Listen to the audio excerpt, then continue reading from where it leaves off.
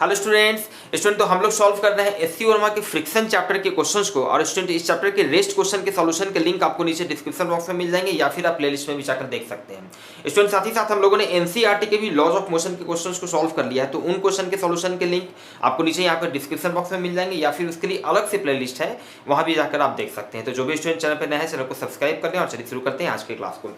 Student question number 16 SC Verma का ये question number 16 कह रहा है a car is going at a speed of 21.6 kilometre per hour when it encounters a 12.8 meter long slope of angle 30 degree, figure आपका दिया हुआ है। The friction coefficient between the road and the tire is 1/2√3.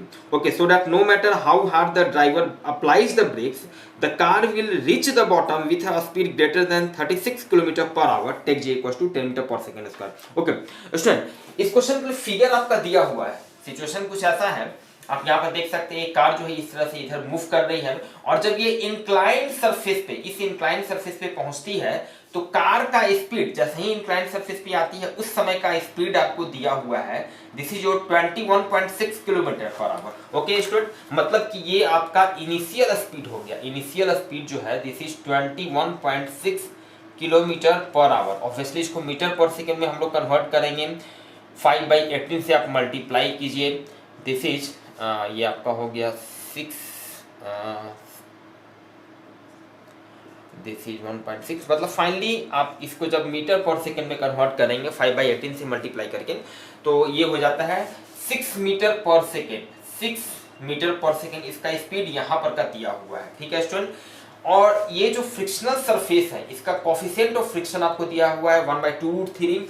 इसका length दिया हुआ है, inclined surface का length दिया हुआ है 12.8 मीटर। स्टूडेंट तो हमें प्रूफ करना है कि जब ये कार यहाँ पे पहुंचेगी, ठीक है, तो मिनिमम इसका स्पीड जो है ये यहाँ पर इसका मिनिमम स्पीड जो होगा वो कितना होगा 36 kilometre per hour. 36 kilometre per hour मतलब स्टूडेंट समझिएगा हम लोगों को क्या प्रूफ करना है। ये जो फाइनल स्पीड यहाँ पर भी जो लिख रहे हैं इसका स्पीड यहाँ पर मिनिमम 36 किलोमीटर पर आवर, जो कि मीटर पर सेकेंड में इसको आप कन्वर्ट कीजिएगा then you will get this is 10 meter per second.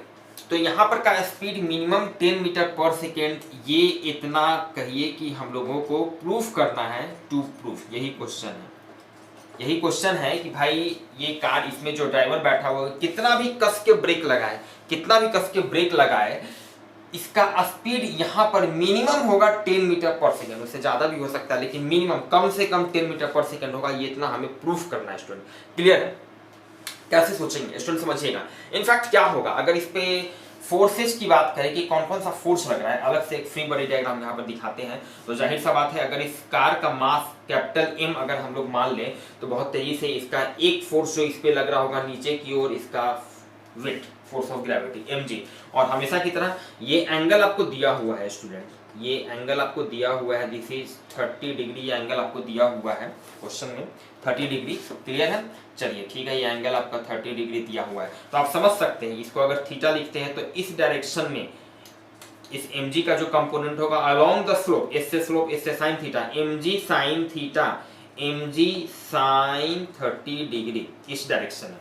ठीक है, अलोंग द स्लोप की बात कर रहे हैं। ठीक है, तो अलोंग द स्लोप एक फोर्स तो लग रहा होगा mg sin 30 डिग्री। चलिए इसका एक कंपोनेंट आप समझ रहे हैं, ये इधर हो जाएगा mg cos 30 डिग्री और इस डायरेक्शन में ये सरफेस जो है, ये जो रफ सरफेस है इंक्लाइंड सरफेस, ये इस पे जो फोर्स लगा रहा होगा this is your normal force, reaction force. ठीक है, इतना फोर्स। अब जैसे ही क्या होगा कि ध्यान दीजिएगा कि ड्राइवर जो है इस पे ब्रेक अप्लाई करेगा, बहुत हार्ड ब्रेक जैसे ही अप्लाई किया तो ब्रेक जैसे ही अप्लाई करेगा तो इस पे फ्रिक्शनल फोर्स जो है पीछे की ओर लगना शुरू हो जाएगा। फ्रिक्शनल फोर्स जो है इस डायरेक्शन में लगना शुरू हो जाएगा। क्लियर है? ध्यान दीजिएगा यहाँ पर बहुत से स्टूडेंट्स, बहुत से बच्चों को कंफ्यूजन होता है।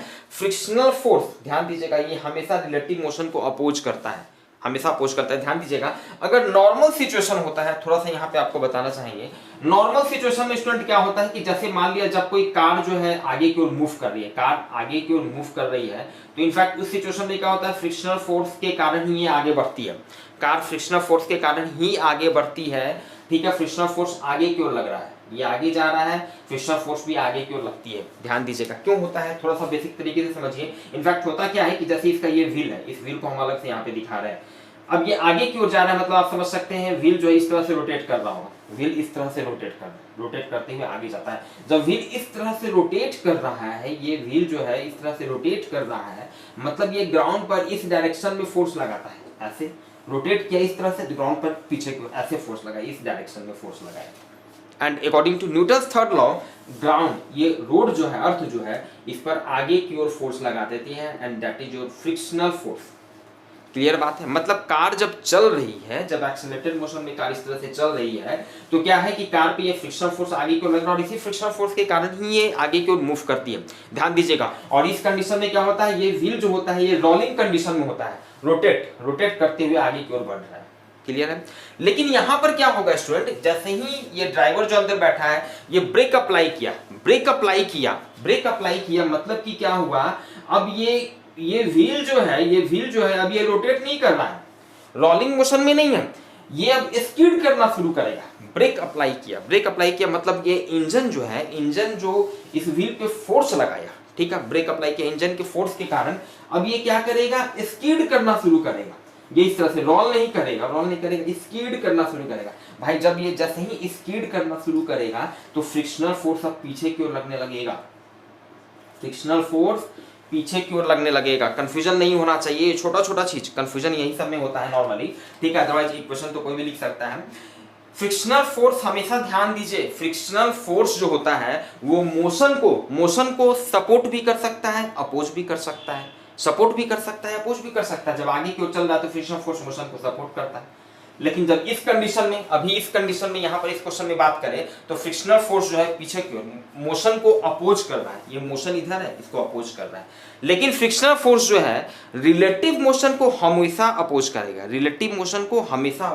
ध्यान दीजिए, रिलेटिव मोशन, अभी कार जब इस तरह से जब नॉर्मल कंडीशन में जब चल रहा होता है तो रिलेटिव मोशन क्या होता है, व्हील इस तरह से रोटेट करता है, इधर पीछे की ओर इधर मूव करता है, तो फ्रिक्शनल फोर्स इसके रिलेटिव मोशन को अपोज किया, मतलब आगे की ओर लगा। ठीक है, अभी जब ब्रेक लगाए, स्किड करना, स्लिप करना जब शुरू हुआ तो अब ये आगे की ओर जा रहा है तो फ्रिक्शनल फोर्स पीछे की ओर लगना शुरू हुआ।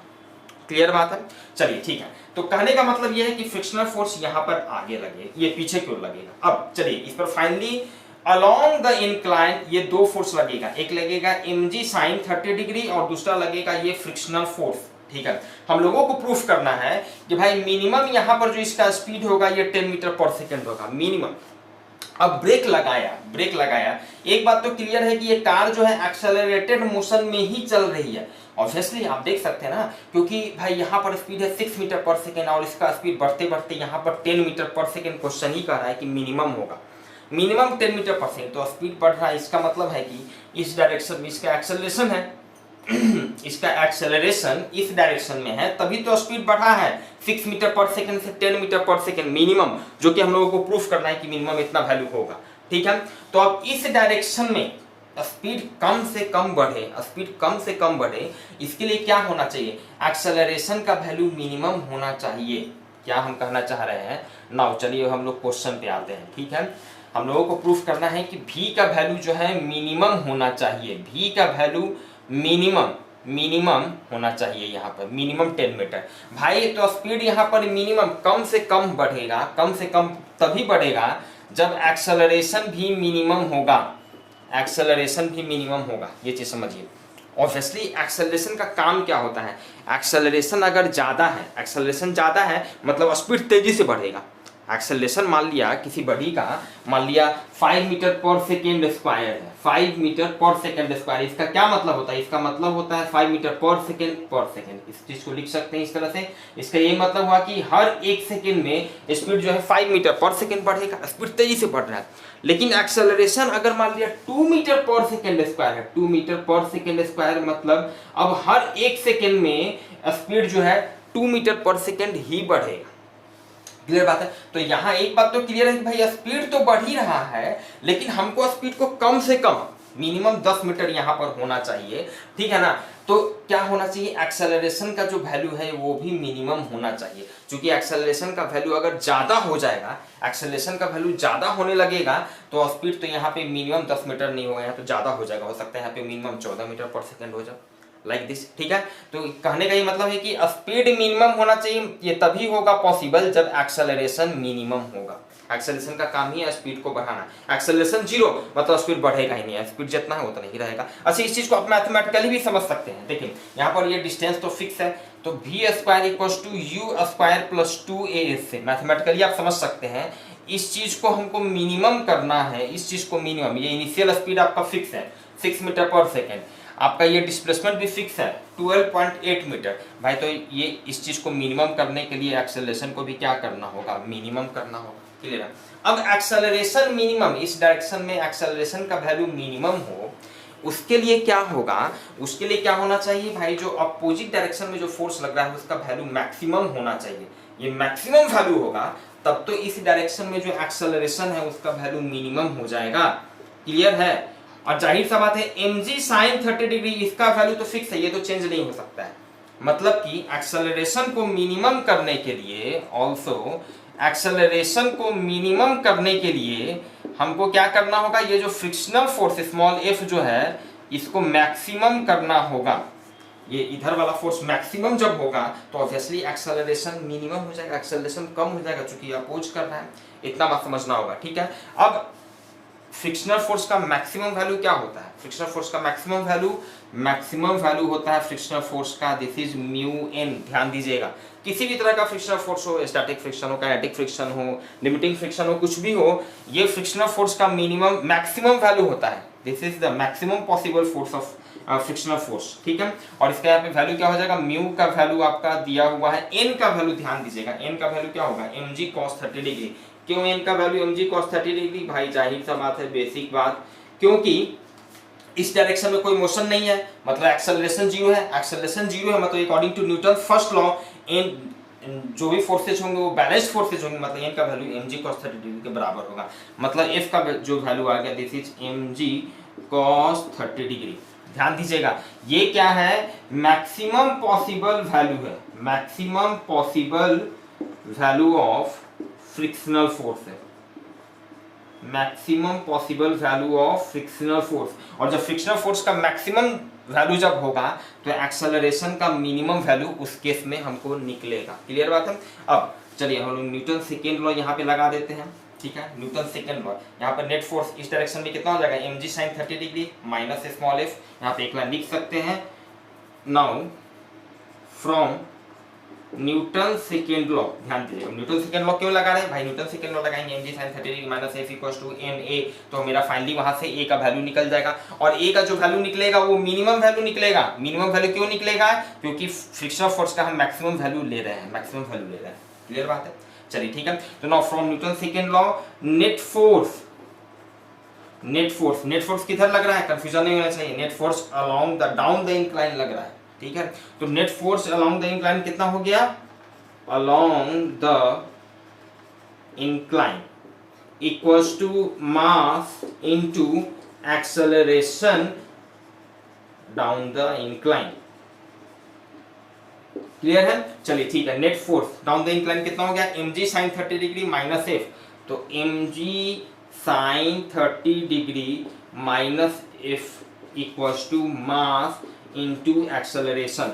चलिए ठीक है, तो mg sin 30 degree minus frictional force का मैक्सिमम वैल्यू पुट करते हैं, mu mg cos 30 degree, mu mg cos 30 degree equals to mass into acceleration. चूंकि मैक्सिमम वैल्यू ले लिए हैं तो अब जो एक्सेलरेशन का वैल्यू निकलेगा यहाँ से वो मिनिमम वैल्यू निकलेगा, और हम वही चाह रहे हैं, एक्सेलरेशन का वैल्यू मिनिमम होगा तभी तो यहाँ पे मिनिमम इसका वैल्यू 10 मीटर पर सेकेंड हम लोगों को प्रूफ करना होगा। क्लियर है? तो चलिए यहाँ से m और n तो सब जगह कैंसिल हो जाएगा, g का वैल्यू 10 रखेंगे sin 30 डिग्री हाफ, तो ये हो जाएगा 5 माइनस, चलिए म्यू का वैल्यू आपको दिया हुआ है 1/2√3 इंटू जी का वैल्यू 10 इंटू cos 30 डिग्री √3/2। चलिए यहाँ भी एक लाइन थोड़ा सा लिख लेते हैं, दिस इज 10 m तो हट गया इंटू हाफ। क्लियर है? इक्वल्स टू a, m तो सब जगह कैंसिल हो चुका है। चलिए √3 से √3 कैंसिल होगा, दिस इज 5 10/4 2.5, और यहाँ से जब एक्सेलरेशन का वैल्यू निकलेगा this is a equals to 5 minus 2.5 equals to 2.5 meter per second square. ध्यान दीजिएगा, अब ये जो एक्सेलरेशन का वैल्यू निकला ये क्या निकला, मिनिमम वैल्यू निकला है, ये मिनिमम वैल्यू है, minimum possible value of acceleration, minimum possible value of acceleration, ये एक्सेलरेशन का मिनिमम पॉसिबल वैल्यू है। तो अब इस केस में जो यहाँ पर स्पीड निकलेगा, ये मिनिमम जो बढ़ेगा वो हम लोगों को निकलेगा, जो कि वही दिखाना है कि मिनिमम 10 मीटर पर सेकेंड होना चाहिए। चलिए ठीक है, तो अब यहाँ पर हम लोग देख लेते हैं थोड़ा। चलिए यहाँ के बाद हम यहाँ आ रहे हैं, यहाँ आ रहे हैं, ठीक है ना। तो अब ये दिखाने के लिए सिंपली हम लोग क्या यूज करेंगे भाई, v square equal to u square plus 2s से हम लोग स्पीड का वैल्यू यहाँ पे निकाल के देखते हैं, ठीक है, क्योंकि s दिया हुआ है तो वही इक्वेशन लगाना इजी होगा। और दूसरा, कोई कंफ्यूजन नहीं होना चाहिए, हम लोग ये सब काइनेमेटिकल इक्वेशन यूज कर सकते हैं। क्यों यूज कर सकते हैं भाई, क्योंकि एक्सेलरेशन का जो वैल्यू है ये कॉन्स्टेंट है, और जब एक्सेलरेशन का वैल्यू कॉन्स्टेंट है तो हम लोग ये सब यूज कर सकते हैं, क्योंकि जो भी फोर्सेज लग रहे हैं ये कांस्टेंट फोर्सेज लग रहे हैं। चलिए ठीक है, तो v square equal to u square plus 2as से नाउ v का वैल्यू निकालना है, इनिशियल स्पीड का वैल्यू 6 मीटर पर सेकेंड हम लोग कन्वर्ट कर चुके हैं, प्लस 2 इंटू अब एक्सेलरेशन का 2.5 मिनिमम वैल्यू रख रहे हैं, इंटू डिस्प्लेसमेंट कितना है 12.8, तो 12.8 मीटर कवर करने के बाद इसका स्पीड हम लोग निकाल रहे हैं, v square equal to this is 36, this is 5 into 12.8, this is v square equals to 36 plus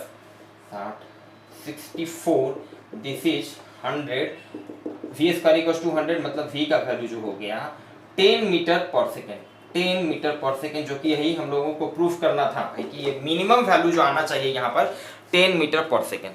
clear है स्टूडेंट। चलिए स्टूडेंट मूव करते हैं हम लोग question, next question, question number 70।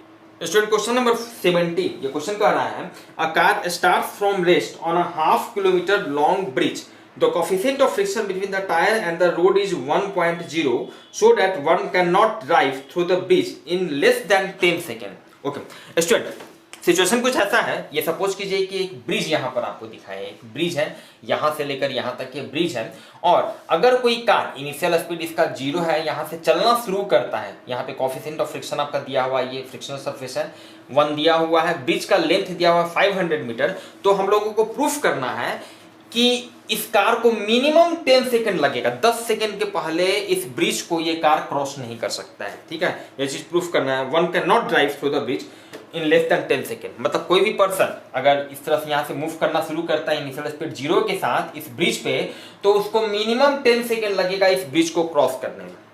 Clear बात है। चलिए ठीक है, अब यहाँ पर बेसिक बात, again concept should be clear student, कि आप समझ सकते हैं इस कार पे कौन कौन सा फोर्स लग रहा होगा भाई। तो इस कार पे कौन कौन सा फोर्स लग रहा होगा, जाहिर सा बात है, देखिए एक जो सबसे पहला जो कि आसानी से आप समझ सकते हैं, एक इसका वेट तो नीचे, अगर मास स्मॉल m है तो वेट तो नीचे mg लग ही रहा होगा, और दूसरा ऑब्वियसली ये फ्रिक्शनल सरफेस इस पर ऊपर की ओर लगा रहा होगा, ऊपर की ओर नॉर्मल फोर्स, जो कि एक दूसरे को ये बैलेंस कर रहा होगा, क्योंकि इस डायरेक्शन में कोई मोशन नहीं है, मतलब n का जो वैल्यू होगा according to Newton's first law n का वैल्यू होगा mg के बराबर, क्योंकि एक्सेलरेशन 0 है तो नेट फोर्स 0 होना चाहिए, इसलिए n का वैल्यू mg के बराबर होगा।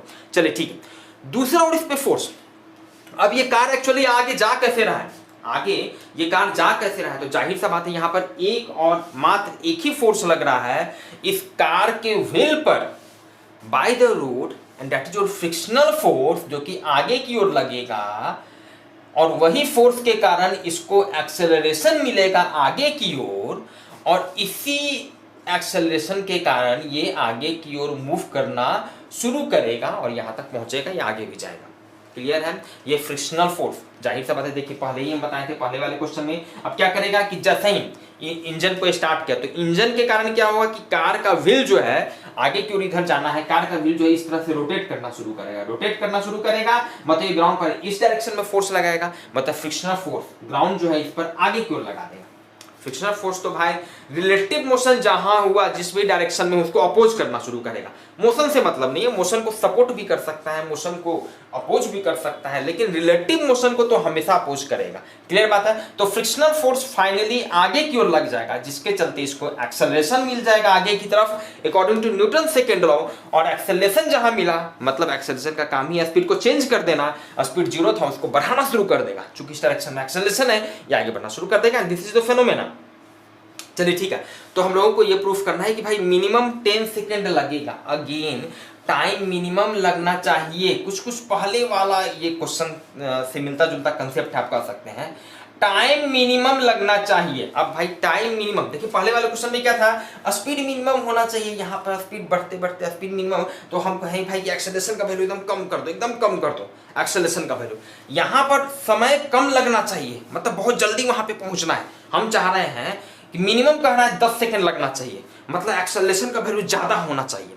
एक्सेलरेशन का वैल्यू कम होगा तो स्पीड धीरे धीरे बढ़ेगा, तो हो सकता है कि उसको बहुत ज़्यादा टाइम लग जाए। लेकिन हम तो कह रहे हैं कि 10 सेकेंड में मिनिमम इसको यहाँ पे पहुँचना है, कम से कम 10 सेकेंड लगेगा। तो समझिए उसके लिए हमको क्या करना होगा कि एक्सेलरेशन का वैल्यू क्या करना होगा, मैक्सिमम करना होगा। एक्सेलरेशन का वैल्यू मैक्सिमम करना होगा, तब तो टाइम मिनिमम लगेगा, ठीक है ना। So that one can not drive the bridge in less than 10 second, 10 second के पहले नहीं पहुंच सकता, ठीक है। तो टाइम मिनिमम होने के लिए एक्सेलरेशन क्या होना पड़ेगा, मैक्सिमम होना पड़ेगा। और एक्सेलरेशन तभी मैक्सिमम होगा जब फोर्स मैक्सिमम होगा। भाई इस फोर्स के कारण ही ना, और कौन सा फोर्स, ये फ्रिक्शनल फोर्स मैक्सिमम होना पड़ेगा, क्योंकि इसी फोर्स के कारण तो इसको एक्सेलरेशन मिल रहा है कार को। क्लियर बात है। तो फोर्स का मैक्सिमम वैल्यू क्या होता है, फोर्स का मैक्सिमम वैल्यू क्या होता है भाई, अगेन म्यू एन होता है। This is the maximum possible value of frictional force, और ये वैल्यू कितना हो जाएगा, म्यू एम जी। ये maximum value of frictional force का ये मैक्सिमम वैल्यू है, ये मैक्सिमम फोर्स हो गया। तो ये मैक्सिमम फोर्स हो गया, इसीलिए एक्सेलरेशन का जो वैल्यू होगा F by M, F equal to M S है, net force divided by its mass. तो this is mu M G, इसके मास से हम डिवाइड किए, तो ये जो एक्सेलरेशन निकला ये मैक्सिमम एक्सेलरेशन निकला, मैक्सिमम एक्सेलरेशन निकला। अब हमको प्रूफ करना है कि कोई भी आदमी भाई इस ब्रिज को 10 सेकंड के पहले नहीं पार कर सकता है। तो भाई अब कोई आदमी चलना शुरू किया, वो आदमी थोड़ा फिजिक्स पढ़ा हुआ है, तेज तर्रार आदमी है, तो वो एकदम क्या करेगा कि मैक्सिमम फ्रिक्शनल फोर्स का मैक्सिमम वैल्यू का कंसेप्ट यूज करके देखेगा कि तब हम देखते हैं उस केस में तो मेरा एक्सेलरेशन मैक्सिमम होगा, तब देखते हैं कि हमको कितना टाइम लगता है। तो चेक कर लेते हैं, मिनिमम है 10 सेकंड है कि उससे भी कम टाइम लगता है, ठीक है। तो अब क्या है कि एक्सेलरेशन का मैक्सिमम वैल्यू निकल चुका है, डिस्प्लेसमेंट दिया हुआ है 1 किलोमीटर, हाफ किलोमीटर, जिसको हम लिख सकते हैं 500 मीटर। तो नाउ वी हैव, देख लेते हैं simple basic kinematical equation use करके। कौन सा काइनेमेटिकल इक्वेशन यूज करें, कौन सा काइनेमेटिकल, अच्छा यहाँ पे म्यू का भी वैल्यू दिया हुआ है, तो ऐसा करते हैं वैल्यू पुट कर ही लेते हैं ना। दिस इज म्यू का वैल्यू 1 दिया हुआ है, 1 × 10, this is 10 meter per second square, acceleration का वैल्यू निकल चुका है। चलिए ठीक है, तो हम लोगों के लिए बेटर होगा इसको यूज करना, s equal to ut plus half at square.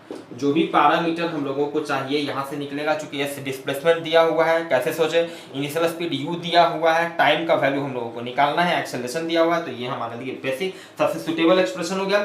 s का वैल्यू हो गया 500 meter, this is initial speed 0t plus half, acceleration का वैल्यू 10t स्क्वायर, यहाँ से 2 इधर गया तो 1000 इक्वल्स टू 10t स्क्वायर, यहाँ से t स्क्वायर इक्वल्स टू हो गया 100, और इसलिए t का वैल्यू देख लीजिए आप आ गया 10 सेकेंड, t का वैल्यू 10 सेकेंड। भाई तो कोई भी आदमी मैक्सिमम इतना एक्सेलरेशन से ज्यादा से चल ही नहीं सकता, पहला तो बात है। अब जब ये मैक्सिमम इतना एक्सेलरेशन से चल रहा है तो भी इसको 10 सेकेंड टाइम लग रहा है 500 मीटर ट्रैवल करने में, मतलब इस ब्रिज को क्रॉस करने में, जो कि यही हम लोगों को प्रूफ करना था। क्लियर स्टूडेंट, चलिए स्टूडेंट तो मिलते हैं फिर हम लोग नेक्स्ट क्लास में नेक्स्ट क्वेश्चंस के सॉल्यूशन के साथ। Thank you.